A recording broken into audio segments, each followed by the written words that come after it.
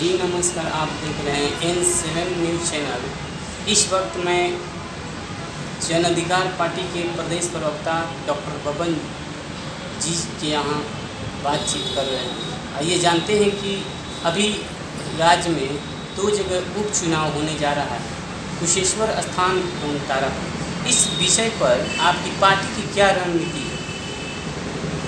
ये हमारी पार्टी तो पहले आपको और इस विषय पर आपने हमारा व्यू जानने का प्रयास किया। हम लोग ने अपना पार्टी का कैंडिडेट वहाँ दिया है और बहुत मजबूती से हमारे पार्टी के साथी वहाँ लगे हुए हैं चुनाव लड़। क्या लगता है इस बार चुनाव में आपकी पार्टी की जीत होगी? देखिए, जीत होगी हार होगी यह हम नहीं कह सकते हैं, लेकिन बहुत मजबूती से वहाँ लोग लड़ रहे हैं। कुशेश्वर स्थान में हम लोग ने एक ही जगह कैंडिडेट दिया है। उसकी कोई क्या रणनीति है? रणनीति सब बूथ वाइज हम लोग सभी वर्कर को लगाए हुए हैं। रिजल्ट आपके सामने होगा। आपकी पार्टी यदि जीत हासिल करती है किस तरफ जाएगी, एनडीए या यूपीए की तरफ? नहीं, देखिए, ऐसा हम लोग ने पहले भी कहा है कि हमारा जो पार्टी का विचारधारा है कांग्रेस के इर्द गिर्द, लेकिन कांग्रेस और राष्ट्रीय जनता दल ने बिना आपस में कोई तालमेल किए हुए चुनाव लड़ा और दोनों पार्टी के अलग अलग कैंडिडेट लड़ रहे हैं।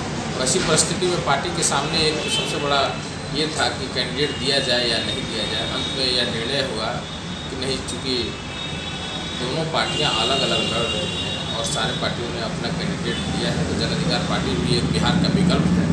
इसलिए विकल्प के रूप में निश्चित रूप से हमको कैंडिडेट वहाँ देना चाहिए। ऐसी परिस्थिति में हम लोगों ने कैंडिडेट वहाँ दिया और मजबूत कैंडिडेट दिया। आपकी पार्टी की कुछ तो खासियत होगी, इसलिए देखिए, कुशेश्वर स्थान और उस इलाके में हमारे पार्टी ने बहुत काम किया है। गांव-गांव जाकर कुशेश्वर स्थान हमेशा बाढ़ से घिरे रहता है और बाढ़ के समय में हमारे पार्टी के लोग और राष्ट्रीय अध्यक्ष भी और हम लोग भी जाकर के बहुत गांव-गांव लोगों को मदद करने का काम किया है।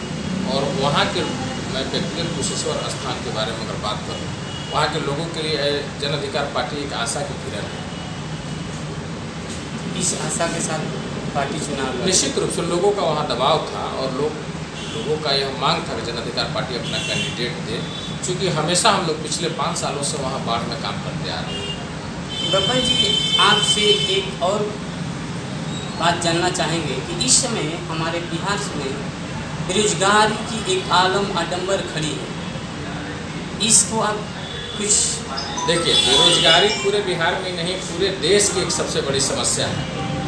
न भारत सरकार के पास कोई इस तरह का संगठित कोई प्रोग्राम है और नहीं कोई बिहार सरकार के पास कोई संगठित प्रोग्राम है। रोजगार देने की दिशा में सरकार कभी कोई बात ही नहीं करती है। न भारत सरकार बात करती है, न बिहार सरकार बात करती है। यहाँ तो डबल इंजन की सरकार है, लेकिन जहाँ केंद्र में भारतीय जनता पार्टी की सरकार है और पूर्ण बहुमत की सरकार है और जिन वादों पे भारतीय जनता पार्टी सरकार में आई, 2 करोड़ नौजवानों को रोजगार देने का प्रतिबद्धता था आदरणीय प्रधानमंत्री जी का, निश्चित रूप से प्रधानमंत्री जी अपने वादे से मुकर गए।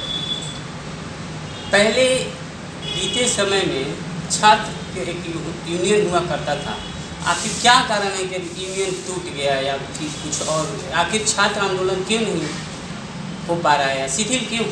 देखिए, जयप्रकाश आंदोलन के बाद इस देश में बहुत बड़ा कोई आंदोलन नहीं हुआ, जिसके चलते जो छात्र राजनीति है, जो युवा राजनीति है, वो थोड़ा शिथिल पड़ गया है। जब कोई क्रांति होती है, जब कोई बड़ा आंदोलन होता है, तो छात्रों की भूमिका और युवाओं की भूमिका उसमें सबसे आगे बढ़ चढ़ के होती है और ये जो है संघर्ष करने की क्षमता धीरे धीरे लोगों में घट रहा है, जिसके चलते आज देश की ये स्थिति बनी। इसकी जिम्मेवारी किसकी है?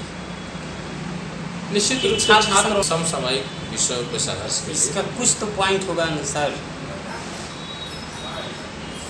कुछ युवाओं ने कहा कि यदि हम छात्र आंदोलन करते हैं तो हमें जेल में फंसा कर FIR किया जाए। देखिए, आंदोलन में जेल जाना और जेल आना ये चलते रहता है सिलसिला। आंदोलन उससे नहीं रुकता है।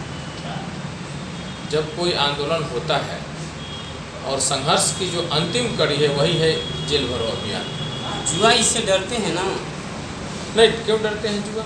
कि जेल चले जाएंगे, नहीं, फिर FIR हो जाएगा, नहीं, उसके बाद नौकरी नहीं हो पाएगी। देखिए, ये सरकार जो है वर्तमान बिहार सरकार ये दबाव बनाने के लिए, संघर्ष को दबाने के लिए, आंदोलन को हिटलरशाही के तौर पे काम कर रही है। जैसे ही कोई विपक्ष में बोलता है उस पर ईडी और सीबीआई को भिड़ा दिया जाता है।